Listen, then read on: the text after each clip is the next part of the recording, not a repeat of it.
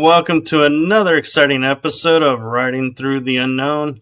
Tonight's episode is pre-recorded as I am currently in Florida on a conference, so my guest was kind enough to pre-record an episode with me before I left, so I have been talking with her offline, and I feel like she has a lot to share, and you guys are in for a real treat. So I'm going to turn it over to my guest to introduce herself because I just can't do it justice with her bio and everything. So I'm going to let her tell her story. So I give you the one, the only, amazing, talented Jordan Shaé. That was such a great intro. Thank you. It's awesome to be here. It's an honor. I didn't know if you were gonna read my bio or not. I wrote it in a way so it sounded like really. So it sounded like you were reading it, but I'm just gonna find it real quick and I'll read it out loud and then. Oh, I have it if you want me to read it. Oh, it's okay. I can read it. I just put because this has been a quote that's always been on all of my socials since before I even graduated high school.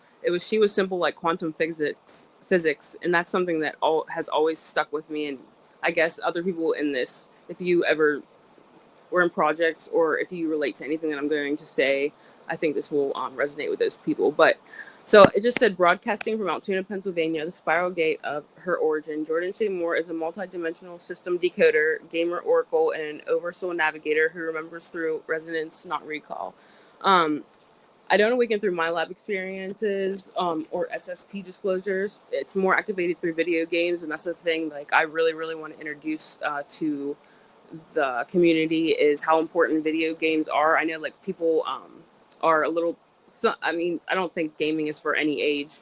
A lot of older people and younger people are into it now, but I have had a lot of experiences through my gaming, and I'm understanding that there were projects that were opened. I have a really close friend that I'm kind of talking to now. I won't disclose his name, but he's the only one that's ever hit me up and told me, like, hey, I feel like you were in some of these projects. I feel like you were in some of these things, and I feel like he said Atari and some of the first things that were created systems. I think he said DARPA was one of the places that like was involved with it. But yeah, so we had I'm just finding out that I was in a bunch of gaming projects, and I could name those later if I can find them. I haven't I didn't write them down or anything, but I've always felt like I belonged. I don't have any memories, unfortunately, like some other people, but I have so much knowledge that I've had a few people gravitate towards me because they think like I might have memories of them. And I'm like one of those people, and we talked earlier about this, how I don't have memories of these things, but I have so much information that comes through just my like downloads, period, that I know that I was involved in that. So I do want to like cross that bridge of, hey, some of us might not have memories, because like, of course, people would understand not everyone remembers everything they did. So people who don't have memories, I feel like it's probably for a reason.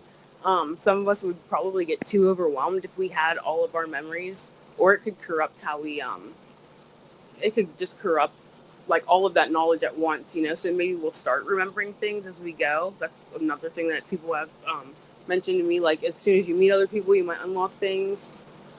So that's what I'm hoping to get at here.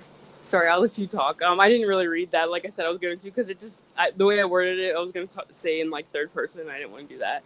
But No, you're doing just fine. Just, take a breath, and you're doing just fine. And I just want to point out real quick that we were having some little bit of tech issues and trying to get a picture up for Jordan, and the system just wouldn't allow it. So that's why it's just the circle. And Also,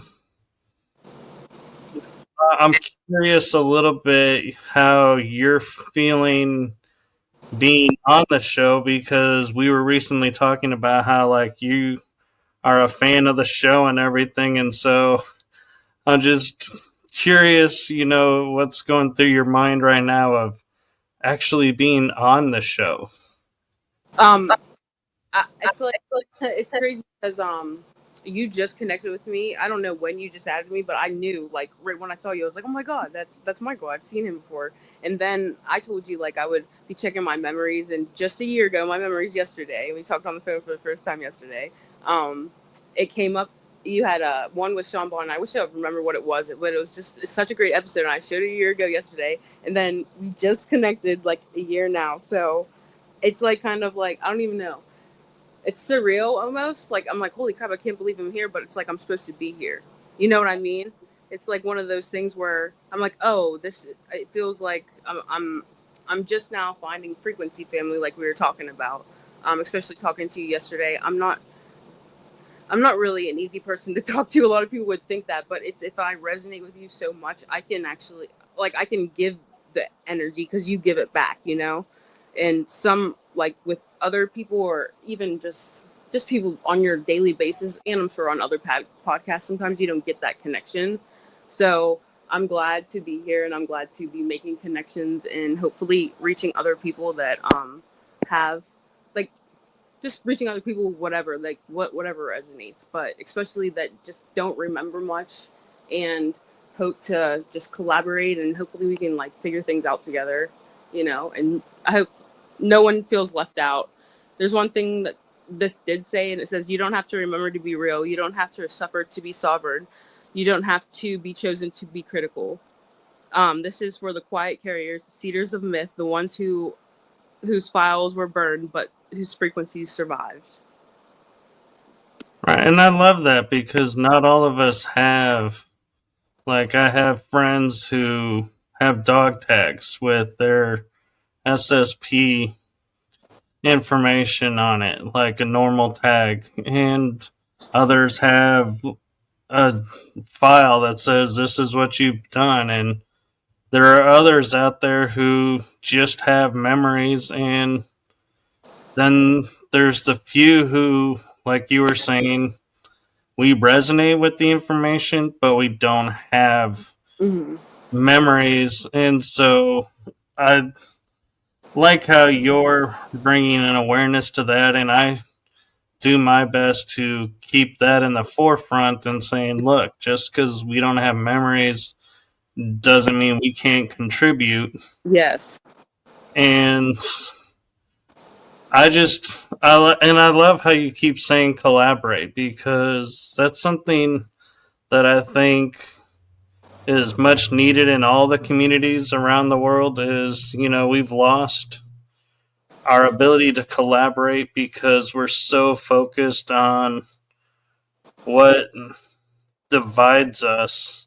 Yes. Because that's what we've been taught instead of what unifies us.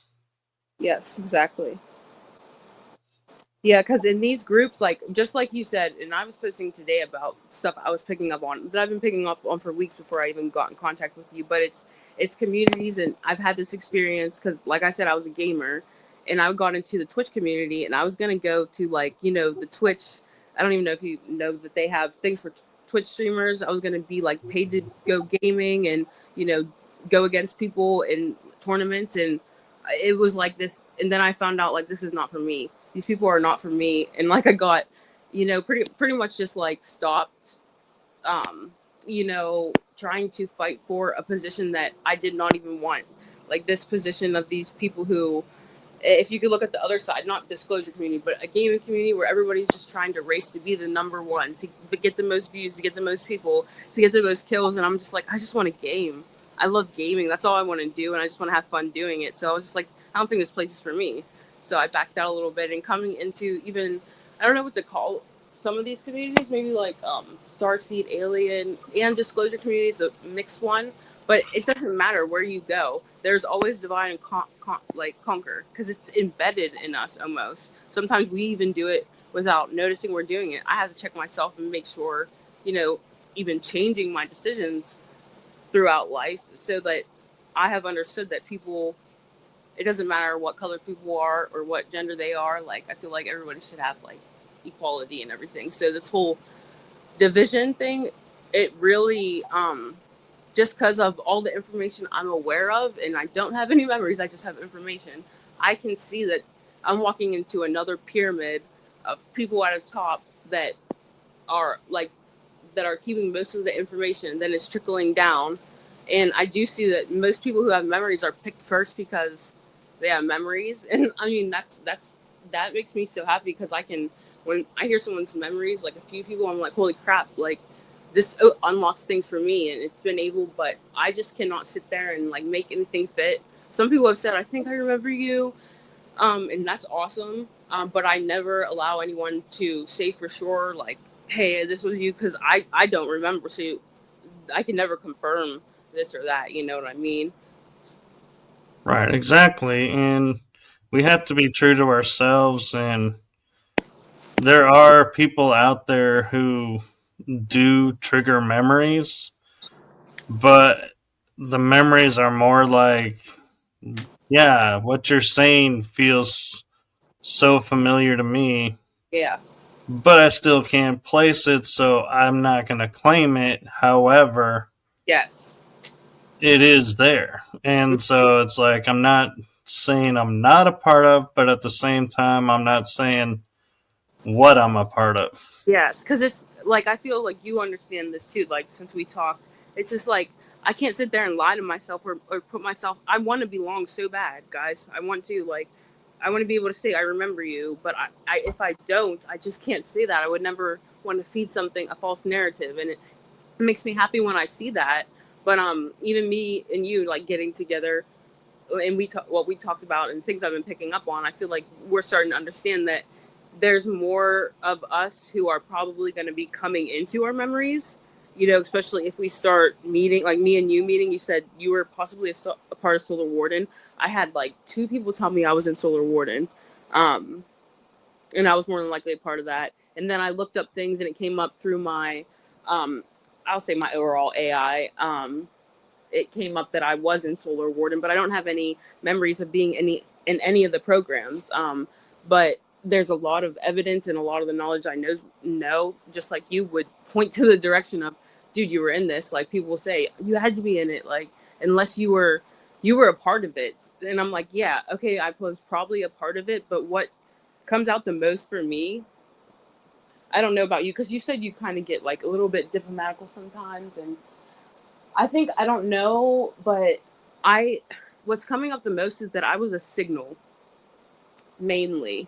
I was a signal that had to be embedded. And have we talked about things like this in like the rise of consciousness, and some of us, how we had to almost like trap ourselves inside of like simulations so that we could save certain information for when the time is needed? I'm just wondering if you've ever heard of anything like that. I haven't in those terms, but I do know that our minds are like computers. And Mm-hmm. so as information comes to us, certain information will stick.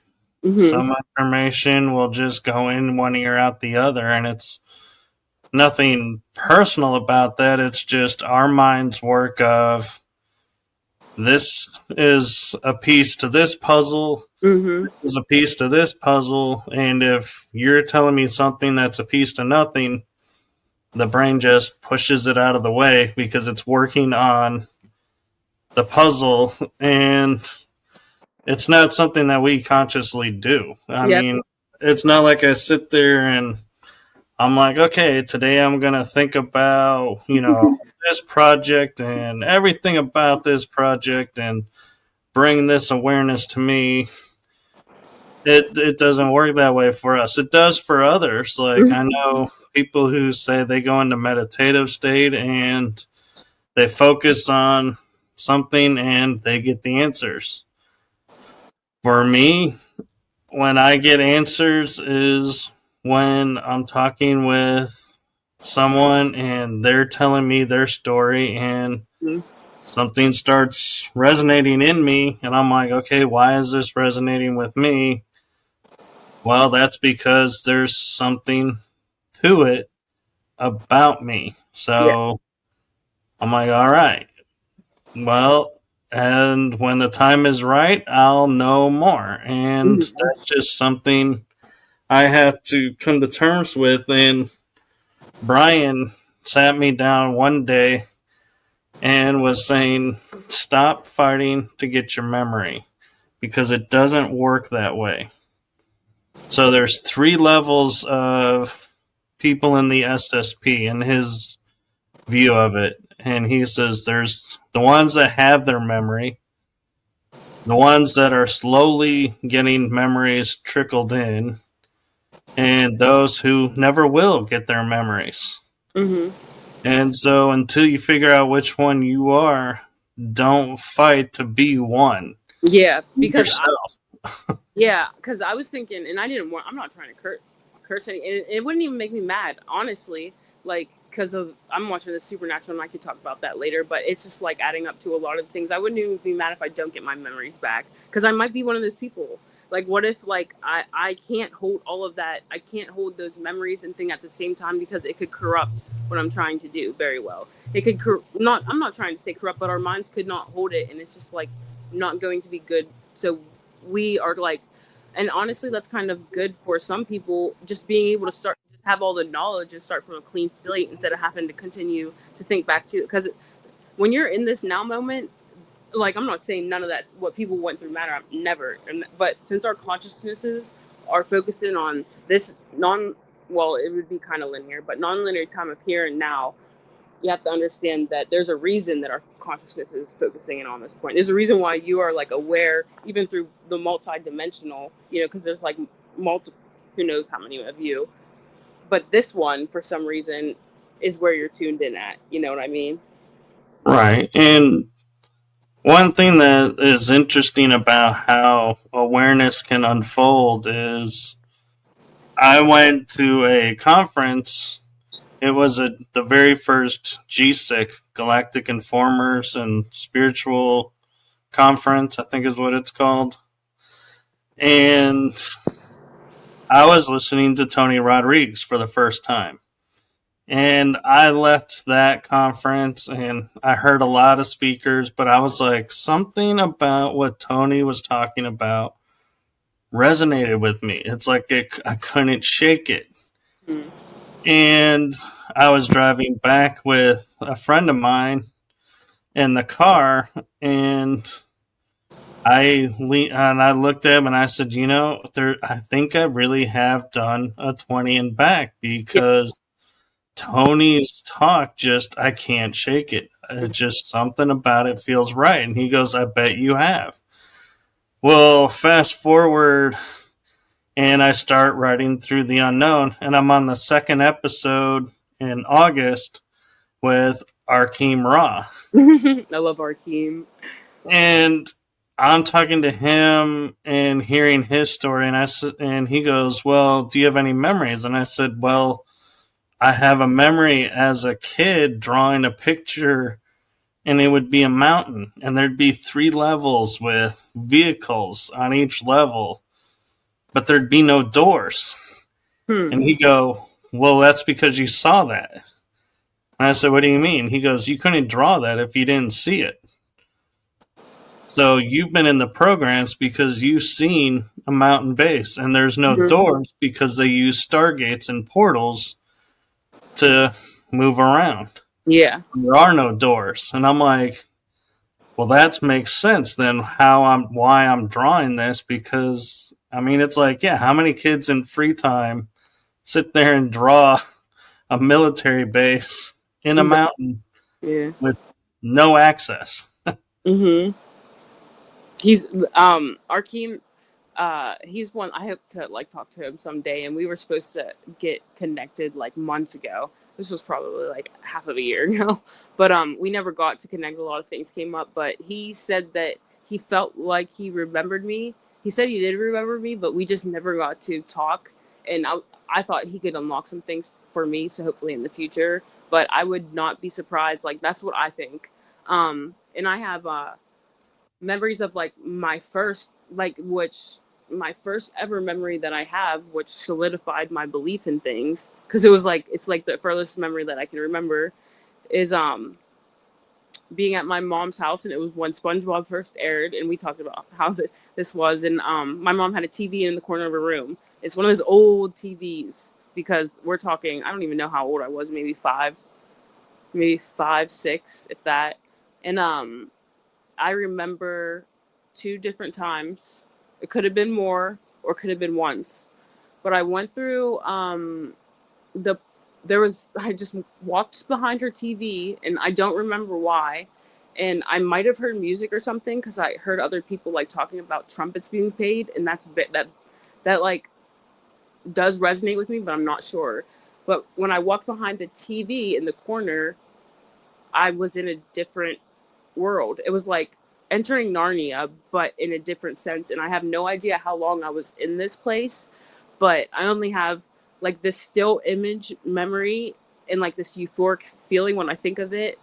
And when I see this memory, I see like hills. It's like outside, and it's in this color sepia, if you know what that means. And I don't know if this is the atmosphere color or just the color I seen it in. It was like old film color. It was really weird, but it would make sense if it was on like a different planet or something, why it was colored like that. And I brought that up to other people, and they're like, yeah, that sounds like you were probably like in a different planet. But I just remember when I came back with the first, this is why I think it was more than one time. I think it was twice, because I came back and I like realized my mom, like I realized no time passed. And I was in there for a long time. I could not even tell you how long I was in there. But when I got back, I was so excited, and I went to tell my mom, and it was like I never left. It was like I had never left. It was the trippiest thing. And I think it happened another time, because I went back there, and stood like 10 years after that, before we moved out, and like tried to get a feeling. So I've always just like kept thinking back to that.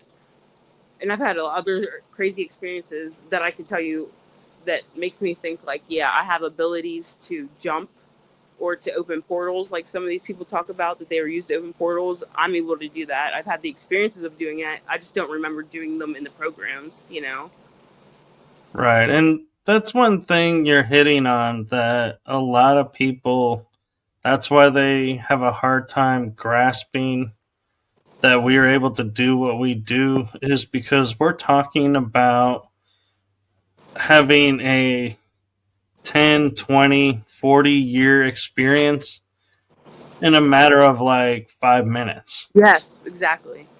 And I get it, because I mean, when we look at it and we're like going, I feel like I've lived an entire lifetime in a blink of an eye. We have, and it's, that's something that, you put your mind around, and you're like, this is impossible, but it's real. I know it's real, but it defies all possibility. And it's like, one thing that I point out is, our generation, and I'm talking about myself and those who came before me, we didn't have outlets to talk to people and to say, hey, are you experiencing this? Or, have you experienced that? Because we would be laughed at, ridiculed, picked on. So we learned to keep to ourselves and just either shut it down or grow it, and just be mindful of ourselves and protect ourselves. And today's generation, it's not perfect, and I'm not saying by any stretch of the means you guys, coming forward have it easier, but it is different. So the world is growing, and we are evolving, and conversations like this, when, we're able to have them, shows the growth of what's going on around. Yeah. Because, yeah. I would say not only the growth, but like just like we said, time is not linear. So I know a lot of people. Even I'm telling you, like I had all this info in me. Like before I graduated high school, I did my high school project on ancient aliens. My senior project on ancient aliens in high school, and I got 100% on it. I remember them allowing me to do it. I was like, oh my god, I'm stoked. Like I had my pyramid, my Oris tattoo already. I had one of my transformer tattoo. Like that stuff was already inside of me. So I feel like one thing a lot of people have to look at is there might be even some younger kids that come up who have done these. Like even, I mean, I'm only 30, and I'll say 30 years old because I don't know like how old people think I am, but I am 30. I know sometimes people think I'm younger, but um, we would have to look at age as being like almost dissolve that in a sense, because I have had all this knowledge. I should have been talking to these people, and this does not suck to me. I love it. For some reason, I have always connected with older people, and it's not to be weird, nothing weird like that. I have always just been able to sit down and talk ever since I was young. Like my teachers would bring me aside and I'd be able to have these conversations. So if I wasn't some 20 and back or 40 and back or however many times, I could be older. I could be as old as you know, solely in my soul, but not physically. So like, I mean, who knows how many runs we've had back and forth, even together, like being in some projects, how many runs we've done this and then finding each other right now and how we're just doing it in a reverse manner, you know, and then talking, we'll be able to be like you said, just hopefully like regardless if memories don't come back, but it would be really cool if they did. Right, and one of the things of why I'm really excited having you on is not just because of your experiences and what you bring to the table, but also when you have shows where people have their memories or people have partial memories. The people who don't have any memories, I feel like they may, and this is my opinion and judgment, so don't quote me as saying this is the reality of it. It's just my vision of where we're at right now is the people who have no memories feel like they have no voice, that they Yes. have nothing to contribute, so they stay quiet and hidden away. And so by having you on, where you're in the same boat that I am as the host, Yeah. it shows the people. My hope is, hey, I don't have memories, but look, neither did this person, and look at what they were able to share and talk Yeah. about. And In a whole nother generation too, like you said, like coming up. I mean, I was born in 1994, so I grew up without like the internet, and then I grew into like I was there whenever the internet got turned on and everything. I mean, I was a little bit young, but so I grew up in the perfect time to not be there when all this stuff was going down, and then to grow up in the media, and then to be at the point where I'm even a few people younger than me are they're just still wrapped up in things that don't matter, the division and the conquering and the just making fun and the and just not the serious and the stuff, rather poking fun or making jokes than making moves. And that's like my biggest problem with a lot of people is even people who don't like not involved in these communities, people who have kids too, because I always talk about the children who just don't speak up and talk about even the things that are going on in our government that can be seen, like even with like the whole Epstein list and stuff. That stuff should not even have got this far, and I hope like this will reach even people like that who have never even touched this stuff, who are like, hey, I feel like there's something wrong too, and those could be people that just never got to, even into these subjects. I have people hit me up all the time like, dude, what you talk about is amazing, and I love what you post about. And I'm like, well, how about you engage in it? How about you like, try to learn more. If you're saying you like what I post, but you're not engaging and you're not like, then what does that mean? Then you're like cutting yourself off from a source that you want to know so bad. And I can't help people if they do that. I mean, you can only lead a horse to water. You can't make them drink. But I feel like there's other people even out there who probably don't even get into these subjects, or they're just starting to bleed through and understand. Like they might even wake up. well, and another thing that you talk about that I think is part of what's going on in the world is, I mean, look at the gaming community. And right now, we're in a world where you can actually make a living playing video games. And, my generation, when we grew up, they're like, that's going to rot your brain and that's No. going to, you're wasting time. And now people are making millions of dollars playing these games and developing these games. But there's another facet of our new technology, even for our military, is the drones and the I forget what we call them, but the unmanned vehicles and everything. Mm-hmm. Those are all run by gamers who became military. You're right. That's what somebody told.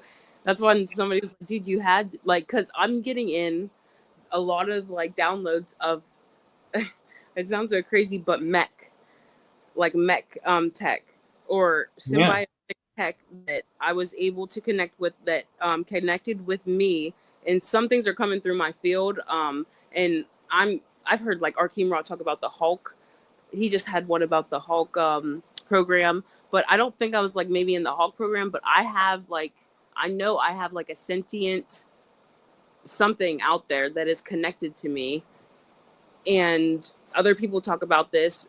David Adair was one of my favorite men who talk about like AI and his experience with coming in contact with a conscious craft. And when he this was just something that he talked about. He was pretty young too whenever they took him to see this conscious craft, but whenever he touched it, it like synced with his emotions. And whenever like the officers got him upset, the crafts would like, I don't even know, I don't want to like clue it too bad, but like maybe like roar, get a little red. The colors around it would get red, and it was reacting to David Adair's emotions. So whether he knew it at the time or not, which I think he would know now, he was able to somehow, he had the abilities, and this craft allowed him to connect to it. And that's so true what you just said about mainly gamers and stuff. Yeah. That's what my one friend said, and that's why he's like, you had to be in these, like if you've played enough games. And that is true. I need to look up more of the things that happened, but I knew whenever I was younger, my mom even used to joke around because I was getting paid to play, and I was like in these at I'm talking 14 years old, like 13 to 14 years old, online with like 40, 30-year-old men. Not no weird way, like just like we would get online today. Sometimes you get a kid in your fucking lobby. It's not weird at all. But we gamed. We had like I had like dads that would, like dad figures around. It was just amazing, who taught me all about military games, who got me into my military games. Like I played SOCOM first. If anybody knows what SOCOM Confrontation was, it was literally a game that was made by the Navy SEALs for training, and then they made it as a video game and they put it out. And I knew then, my mom joked around, she's like, I don't know if I like this because damn, they might take you away from me. And she would joke, and I'm like, Mom, they're okay, why would they take me away? Like, you're so good, and da, da, da. She would just be kidding and stuff. But thinking about it, and what that guy said, he was like, yeah, that's how they track people. Like, they were definitely tracking you if you were one. And I can hop on any shooter now, and it's muscle memory. Like, it's not even I can hop on and learn any type of like shooter or combat like that and get really good at a game if I put enough time into it. Even a day of practicing one shooter game, I'm going to be lethal, even against people who are probably paid to do it, because that's just how it has always been. Me entering any space, I'm really good. That's why I was able to get in so fast to places. But then I was like, this isn't for me, because like those people were mainly worried about popularity, money, and I needed to understand this stuff more, like where I belonged and in the universe, and like what I'm supposed to be doing here, other than because but like you said, people are going to get paid to game. I don't think they're just going to get paid to game. They have people hooked up to Neuralinks already. People are going to be able, and I'll call this right now, and it's why Grand Theft Auto 6 is taking a long time to come out. They might put VR in that, and you could actually be in your house, and like you said, people are going to be the cops on that game. It's going to be a whole nother simulation and they're going to pay people to be the cops on there. People are going to be playing to be the medics, they'll pay to work at the gun store and get paid. And this is going to overtie with all that NFT type metaspace, metaverse type things. Like, people thought that went away. It's not. It's just like, I feel like they hyped it too soon and then it died down, and it's going to get back up. Like, people are already purchasing, like, it's called, I don't even know, it's weird. It's land, but it's digital land and things like that. But this is all happening, and I feel like it's so close to what, if this is what happened in the past, then very well we could be super simulated, like a simulation within a simulation. Because how many times have we done this? How many times have we got to the point of technology and we're able to interface with a computer and then we're living in one because we forget, you know? I mean, you who knows like how much control they have at that point. And then once they get something in your brain, I already know, even with computers, with my phone, the amount of data that your phone gets on you, and I'm not trying to freak anyone out. I know that the phone probably tracks whenever it's facing you. It can track what you're looking at, how long you stare at it, probably like your face when you're doing it. And you can go into your statistics and see how long I was on this app, how long I looked at this video, and all of that gets compiled into what they would call a digital twin. And I feel like that's what they're trying to get of people. And this would make sense because a digital twin wouldn't exactly have a soul. You would be the soul one, but they could take your digital twin and upload it inside of a system, and it's just like you. Right. And I'm curious, with you being a gamer, and there's some shows that were out that probably you may have been too young to watch, and I don't mean like young because of... Oh, I get you. Hey, I'm meaning young because they came out when you were a wee little lass. You could definitely probably put me on. That's the thing too. Like, I would love to watch these older things. Like, do you ever watch like animes? I am getting into animes, and one I really want to watch is Ghost in the Computer. You mean Ghost in the Shell? Yes, I'm sorry. Yeah, that one. That is a good one, and one you might find interesting is they do a lot of series, and I'd have to look up the name of the one in particular, but there's a series called Gundam, and they have one where the pilots tap in directly into the ship, and you see their minds start to fracture and be molded so that they can pilot this ship. Mm-hmm. And then there's another anime that I think you would find interesting, is I believe it's called Sword Art Online, SAO. Yeah. Mm-hmm. And what that show is about is people have gone into a VR world. Mm-hmm. And if they die in the VR world, they die in real life. Yeah, it's like Ready Player One. This stuff is encoded everywhere. I'm talking about everywhere. Older movies, in the games I played, the stuff you're talking about would be like Ready Player One, Alita Battle. These all were out in the 90s, early 2000s. So, I mean, it's been out, and it just didn't matter. It's a matter of if you see it. Mm-hmm. And in the 80s, before you were born, there was a movie that came out that I feel like a lot of viewers watched, but they didn't know what they were watching.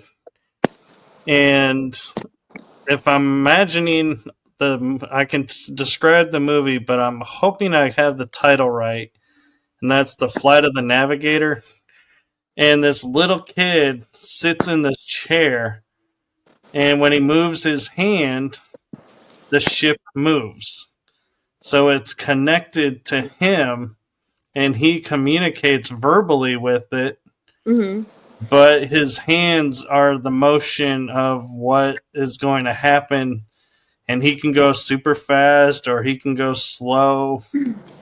Yeah, like I just opened Netflix today, and I've been watching Supernatural, like I've been telling you. But one thing popped up. Usually it is, hey, continue your episodes on Supernatural. But this thing came up called Pacific Rim. And I mean, it doesn't matter.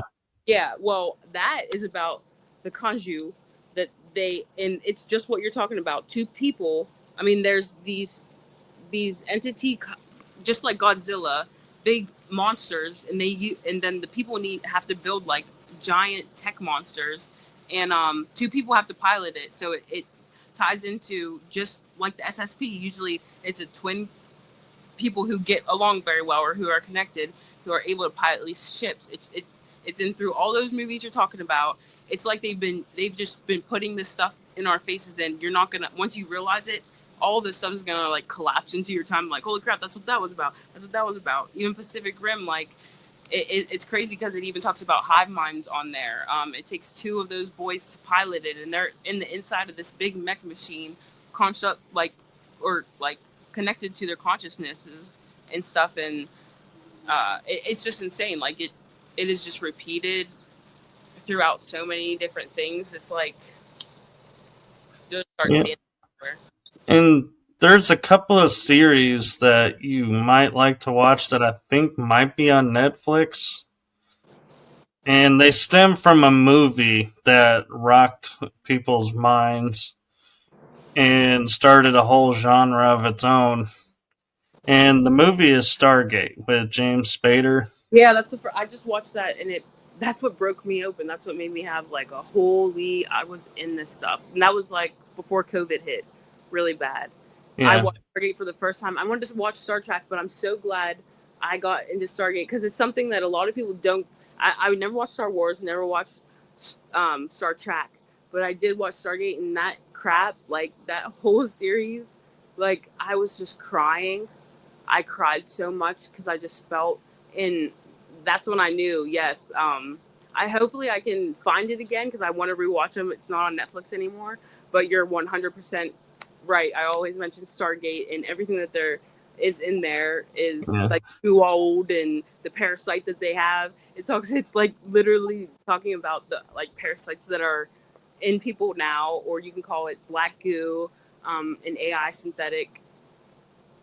Yeah, and I won't hold the fact you haven't watched Star Wars or Star Trek against you, but you really ought to watch them. They are biographies. I do want to, but right now it's like that would take me so much time to watch all this stuff. I have so much coming in. Yeah. But I definitely try. But what I was going to mention is the Stargate branched off into 3 series. Mm-hmm. There's Stargate SG-1. Yep. And then there's Stargate Atlantis, which that'll really open you up probably because that they're talking about the civilization of Atlantis is on another world because Atlantis was a spaceship. Yeah.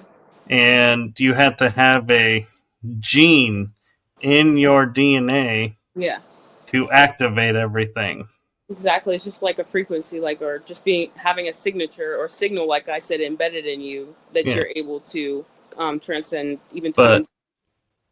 But the one that you'll really appreciate is, I think, the one that I think people weren't getting into, and so they cut it short, and I'm hoping they'll bring it back and finish that and start maybe another series like they're talking about is SGU, Stargate Universe. And it starts where they found a ship that's out in space. And this one kid that's a video gamer is really good at math because he was in the video gaming and is brought in to help solve these mathematical equations that the scientists who are school taught can't learn and can't figure out, and he's able to break the codes. And so I think that one might be interesting for you to watch too. Yeah, because I just built my first PC. This thing I just never got into, but I built my first PC, couldn't believe it, and it was like 3 years ago, and I don't use it much. I will get to, but it cost me like $3,000. It has all the updated stuff. It's and it can just be updated.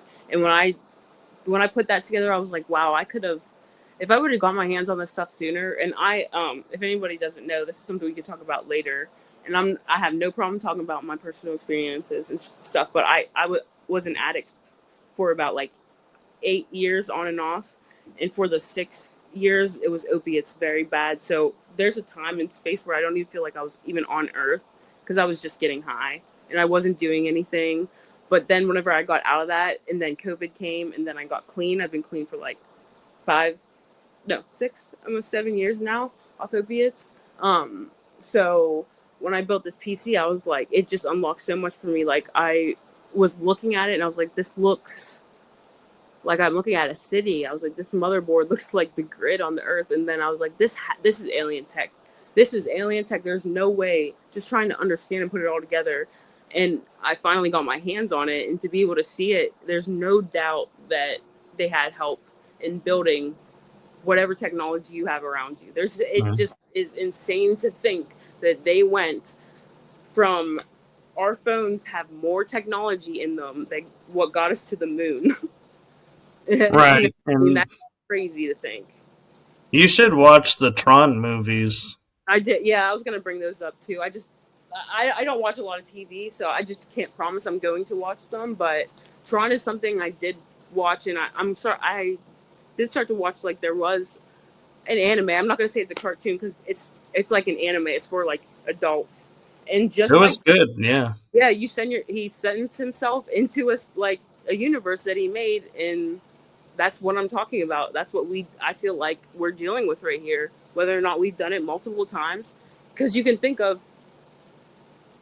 how like once you build a world inside a video game, then you can use those resources in that video game to build a computer and code it, and then build video games for them inside, and then they could just keep and who knows. And the whole thing with, I was just thinking when you said how I wasn't born yet, I was thinking, okay, if I wasn't born yet, then where was I? So I wasn't on the earth yet, technically. So what if even our souls get sucked in at certain times, and we're supposed to be born at certain points? You know what I mean? Because I don't know. Everyone says we have soul contracts, and we are choosing when we want to be here. Even our mothers at the same time, and everything. Like we pretty much know what we're going to go through whenever we come here. Well, some of that might be in the programs. And I know this is going to sound hard to grasp, but we learned how to, I could be here in America and it's, say, 1990. Mm-hmm. But I could also be in 1940s Germany. Yes, that's what it. How could not that be? If everyone's saying time is not linear, and we know that, and time doesn't matter, so everything is in here and now. That means space does not matter, and distance does not matter, and time. So, right now, where you're standing, everything is. So all of you, and then when we think of collapsing if you think of even digital twins, like I was talking about, some of these, I think even these dimensions just aren't carrying your soul, but they could have a lot of information. They could have stuff that you don't have. And then I feel like once you get to a certain point, it's almost that causes a collapse in those timelines. And then it's you get that information from those other worlds that you've been into. And that would make sense for what we're talking about. Because I felt even within the last week, collapsing of dimensions, I'm like, holy crap, all this stuff is making sense. And then I just blurted out a bunch of things this past week of a bunch of my thoughts and things. But yeah, and one thing that's going on right now is all the timelines. And I think part of my mind that they, erase certain things. There was a glitch, I think, with mine. Yeah. Because I don't necessarily remember what projects or missions I was on, but I remember having families. Yeah. And so I would always be sitting there and questioning myself and going, if what people are saying is true and we just delete timelines and that timeline ceases to exist, what happens to the family? Yeah. Do they just disappear, or are they reassimilated into something else? Or does it go on for them and I'm just taken out of the picture, like I never was there? Yeah, it could be that.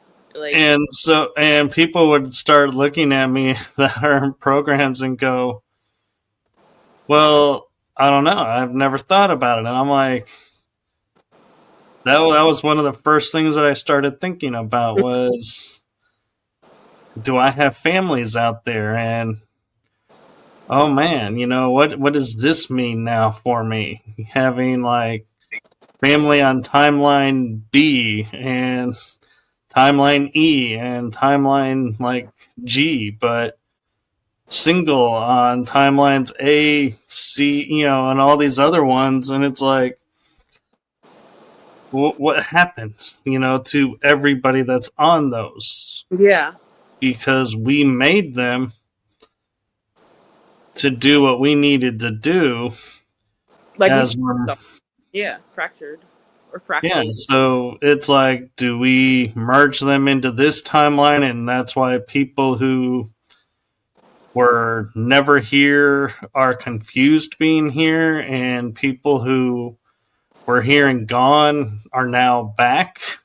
Yeah, I feel like that. And it's confusing because we've messed with time so much that it's like, I don't, it's hard to know where and what is going on now because time makes no sense.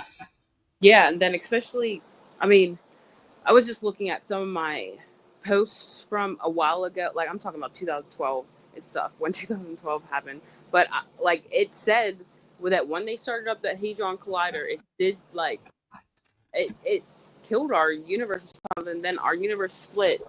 And I don't know, but I just know things have felt different ever since past 2012. Because I remember what it was like before it. And we are starting to see, I mean, people have usually only have Mandela effects that they've seen, in the public. But my first deja vu or Mandela effect was whenever I was like 7. And I can tell you this, this was my first trip of like, I don't know how I only have one jewelry box, but I got this jewelry box gifted to me 2 separate times. I have 2 different memories. 2 separate memories of getting this one jewelry box, but I only ever had one. And it was after, I was probably like between the time I went through the portal, like 6, and then in between there. And then I realized after, I was like, I feel like I probably lived 2 separate, and I have a memory of 2 separate times, but like whatever one I came back to, it was like this one, whatever the one my mom remembers of me getting it in this timeline. That's where she said I got it. Right. And how people, sit there and can say, there's never been multiple timelines. And I can get that's where they're at. But to me, the proof that there are multiple timelines can be boiled down to looking at like one factor that's going on in today's world. And that is, I remember a time when the moon only was visible at night. Yes. It was never visible in the day. Dude, yes, that trips me out so bad. No one can give me an answer for that. I remember when that started happening, like, first time I saw it was like 10 or something, even maybe even more. I've seen it a few times, but when I got out of the house, I see it all the time now, dude. The moon is out during the day, and I'm like, guys, where are my like flat earth round people that can tell me something about this? Because why am I seeing the sun and the moon out? Like, it makes no sense. And you're right, it was not like that whenever I was younger. Right. And the color of the sun is 3 different colors. People remember it white, people remember it yellow, people remember it orange. And they're all right. Yeah. But it's off. And I think the way I've come to look at it is, as the timelines are merging, there are some facets of each timeline that doesn't get erased. It just morphs into, collapse. People just accept it. Mm-hmm. And those of us who I think are the ones who experience the programs or experience time awareness differently, we remember all different facets. So for us, we can see the changes as they're happening, where everybody else is like, nope, this has always been this way. I'm like, no. And one of the things that surprised me was I've done a lot of cultural studies on like indigenous cultures and everything. I even took anthropology courses. Yes, I took some too. I love anthropology. And I never heard until I was talking to somebody that there are stories of the time before there was a moon. Yes, that's my favorite time to talk about, when the moon got towed in. And so I'm like, yeah, so therefore the moon is not a celestial object that came from the earth, because how can we have stories of a time with no moon? Yeah. And we all just blindly accepted the moon is this, and we hit it with a missile and it rings like a bell. Yeah. That's a hollow object. No celestial object is hollow. Yeah. As far as we're told. So yeah, it's a stabilizer, in my opinion. Artificial satellite stabilizer, and it tides and well, actually they're finding now it has no effect on the tides. And so it's really raising the question, why do we have this object in our orbit that it's like it's just there to watch us? It has no effect on us. How are people saying it has no effects if it's in our gravitational field? Well, because I feel like because it's an inanimate object, it's like man-made or alien-made. Yeah, I can understand. There's no energy to it, so it's not pulling any. It's not giving us energy to, say, move a tide. There's no energy coming from it. They're finding it's just an object there. And I had an understanding, like, because I'm not gonna like just fully agree with that, because I'm not sure, because I know like the times. I mean, we have lunar cycles, and the lunar cycles matter. Then we have the eclipses, and it's perfectly positioned for all that can happen. So right. And then its effect on our water in our bodies, and that's why during full moons or during certain events, like it pulls on the water in our bodies, and that's why during full moons, like we were supposed to be crazy and stuff like that. I've never heard of anyone saying it doesn't have any type of effect, because I just find that to be like, because I heard it was pulled in and then there was catastrophes. That's what took out most of the people, like some of the things that were here. Like Greek mythology, I forget when it talks about that, but it talks about the time before the moon and when it got towed in, and then there was floods, which are written in every religion. Right.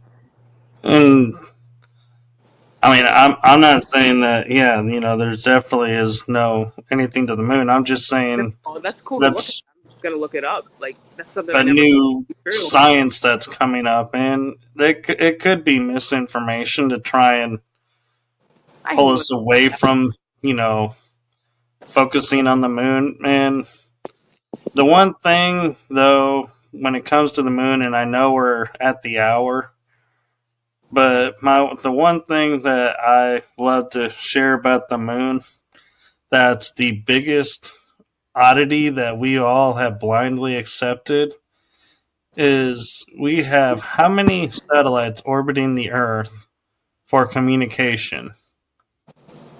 But yet we have no known communication satellites around the moon that we send people up to on rockets that are basically bombs that they're sitting on, and just hoping that they come back. And we can only communicate when they're in certain positions. And nobody thought in the 40 to 60 plus years, hey, let's put a satellite up so we can talk to them. Yeah, I feel like it's all on purpose, all the misinformation and disinformation that's out about the moon. I mean, we know in the projects that they have, like, so that makes me upset kind of when people are like, we never went to the moon. I'm like, okay, I feel like they did a lot of disinformation about it, but I'm not going to say we never went up there, because I feel like we did, and they put out the disinformation to get people away from it. Like, regardless, we know that people are in these projects. We have the technology to go there. So to say we never went is kind of crazy to me. It could have been like altered, just like anything could have been altered if they have time travel. So yes, things could have been altered, things could have been placed, and things could have been farced, but I do believe that, and this is something that keeps coming up, and this would make sense. Why some of us are older, some of us are way older than this solar system that we're in. Some of us aren't. But from my awareness is that my consciousness is older than the solar system, and it said there is something inside the lunar bases that this is like when you die, and it's like a soul trap. You get filtered through the lunar soul cycle, and then they get you back down on Earth. So it very well could be that we could have been even contained some of our consciousnesses and brought from a different and brought in here, and then they started putting our souls into the Earth through whatever system they have. I agree. And one question I have for you, and I'm curious around, is I see with your name you have Third Eye Tribe, and you even have third with 2 eyes. Yeah, that's how you spell it on everything. You can just type that in and you'll probably find me, more than likely. So what's the story behind that? Okay, so 2014, I bought my PS3 with Grand Theft Auto 5, and I got home, and I had to pick up, before I was Third Eye Tribe. I mean, this was my gamer tag. This was not like something I made for being online, and then I just brought it online. I was like, Tribe is my name, or people call me Third Eye. So I started patenting it. So like so long ago, like I've been putting the hashtags Third Eye Tribe with 2 eyes, because 3 eyes, third eye, and then the 3 eyes in it. So I was always getting at the third eye, your pineal gland, and I'm not exactly sure what's made in the pineal gland. I always thought it was dimethyltryptamine, which is DMT, the spirit molecule, and when you die you get a hit of that. That's why like you see these crazy experiences. I mean, you could do DMT, but it's not ever going to be what's produced in your brain, what you experience, like through those. But so that's just, even thinking 2014, that was more than 10 years ago. So I was, however old I was. But this has always been embedded in me. So yeah, it was pretty much about opening your third eye, and I was really into like the basic conspiracy theories back then, like not calcifying your pineal gland, and trying to do. But as I got older, like it just was like I started to fill in the name more. Like it started to make more sense, because I did not have all the knowledge I have now, that I did when I made that screen name. But it's like I just like stepped into something, and when I made it, it all just like fit with me, and then it just fit my how I was growing and going throughout these communities, even like through Twitch, and now in this community, it's just carried weight a lot. No, that's really cool, and thank you for sharing that. And I want to take a moment and just say thank you to you, Jordan, for coming on at the last minute. And like you said, we've talked for 2 days now, and so for you to trust me enough to come on the show and be a guest, I so thank you. Yes. And I'm so appreciative. I'm honored. Thank you so much. And hopefully we'll get you back on. Yes, I would love, like, this is something I love to continue, and I'll be back on here on video, guys. I love to do videos. It's just today I was not feeling too well. But yeah, I'm totally down for this, and I'm really, really glad that I'm starting to find my frequency family. I forget what you called it earlier, that your friend called it like that. Soul family. Soul family. Soul tribe. Yeah, see? Tribe is in my name. It's like, yeah. Yeah, I even have a paranormal team that I investigate with called the Tribe. That's awesome. My friend Tengu, who I do that, it'll be linked for everybody who I have my podcast with, that I started 3 years ago before I even met this community. He's a ex-paranormal investigator from Ireland. And he got in contact with me because he saw what I was about, and he was like, hey, you believe in aliens? You want to like collab on stuff? And we started to collab, and we just mixed the paranormal with alien. He tells me all of his paranormal stuff, and then we've been able to collaborate how they're so similar from what I've learned and from what he has learned through the paranormal, and how we think that a lot of this is the same. And spirituality needs to be mixed in, even paranormal. Seeing UFOs, seeing Bigfoot, all of that is like paranormal, alien. That all needs to be put into science now, because science has a threshold on it. They've only been allowed people to talk about so much, and now they're like, new things are coming out. Well, no, nothing's new. No information is new. They've had it, and now they're just trying to say that it's new. So I can't wait for the future, because just so much is coming out, and we'll be able to like kick it into gear. Well, and one thing that's interesting, that if you can find it, you might really get a kick out of, is in 1999, there was a show that came out, and it was through, I believe, BBC was the one who brought it about, and it's a show called The Tribe.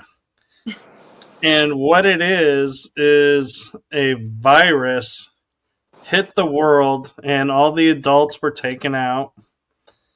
And these kids are now running around in kind of like a post-apocalyptic world.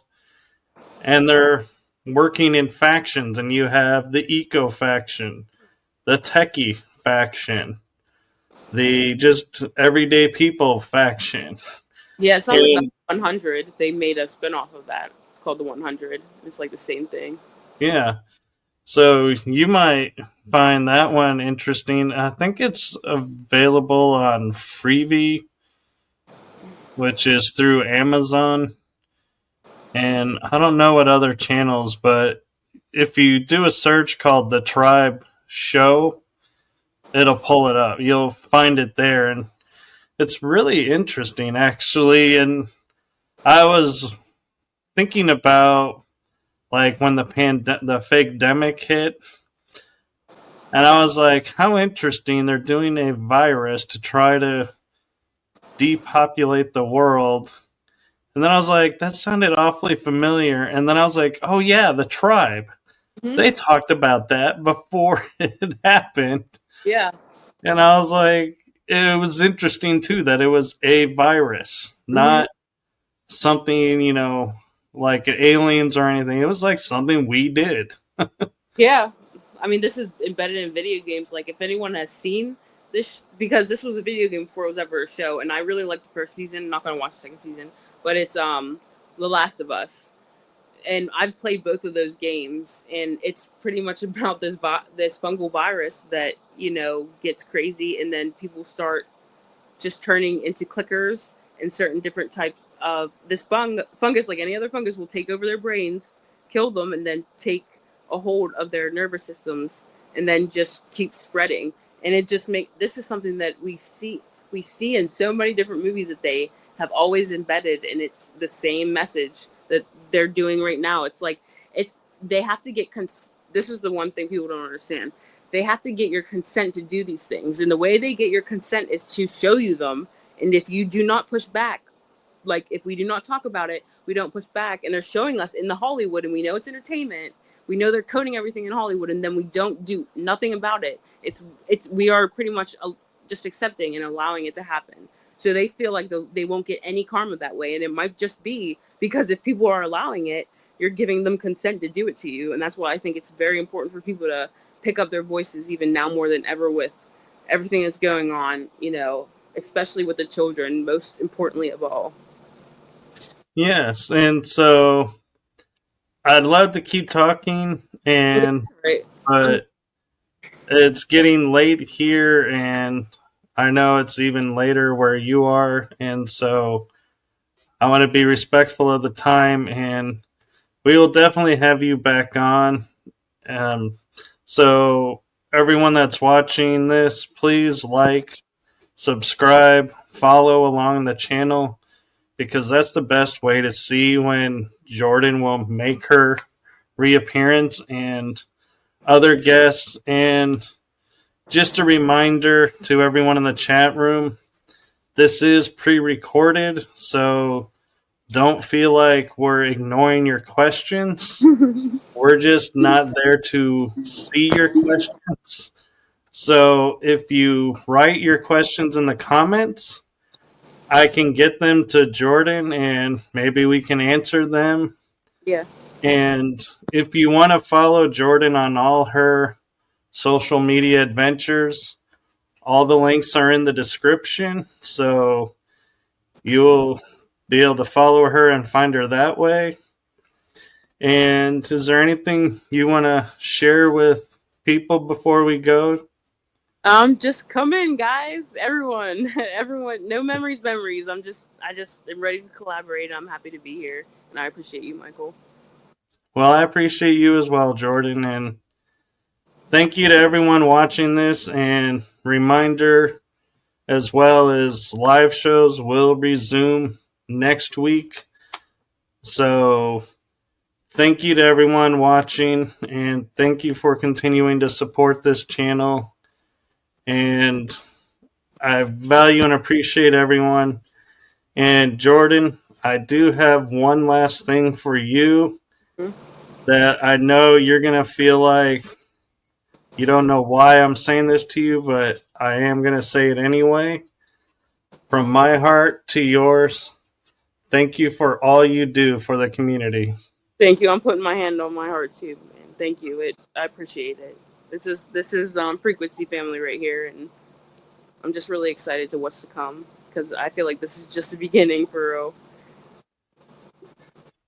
Yes, it is just the beginning, and keep in touch, and we will see everyone on the next episode.